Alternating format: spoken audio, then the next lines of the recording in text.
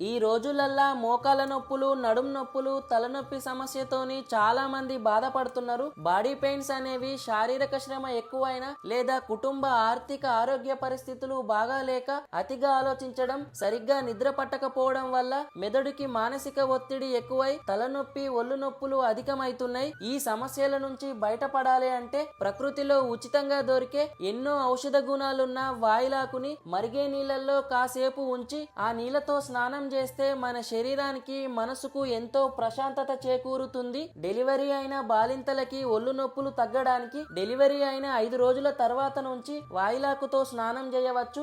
Operation అయిన వాళ్ళు కుట్లు మానినాక వాయిలాకుతో స్నానం చేయవచ్చు. పల్లెటూళ్ళల్లో వాయిలాకు చాలా చోట్ల దొరుకుతుంది. సిటీలో ఉన్న వాళ్ళు ఈ మొక్కని పెంచుకోవాలంటే వాయిలాకు యొక్క చిన్న కొమ్మని నాటుకుంటే సరిపోతుంది. వాయిలాకుతో పాటుగా నీలగిరి ఆకులను కూడా వాడుకోవచ్చు. నీలగిరి ఆకులలో ఒళ్ళు నొప్పులు, తలనొప్పి తగ్గించే ఎన్నో ఔషధ గుణాలు కలిగి ఉన్నాయి. నీలగిరి మొక్క పెంచుకోవాలి అనుకున్న వాళ్ళు మీ దగ్గర నర్సరీలలో దొరికితే మనకున్న చిన్న గార్డెన్ లో కూడా పెంచుకోవచ్చు. కానీ మహావృక్షంగా కాకుండా ఉండడానికి ఎప్పటికప్పుడు వాటి యొక్క కొమ్మలు కట్ చేసుకుంటే మంచిది. బాడీ పెయిన్స్ తో బాధపడుతున్న వారికి ఈ వీడియో చాలా ఉపయోగపడుతుంది. ఈ వీడియోని షేర్ చేయండి. మరిన్ని మంచి వీడియోల కోసం మన పేజ్ ని ఫాలో చేయండి. Thank you for watching.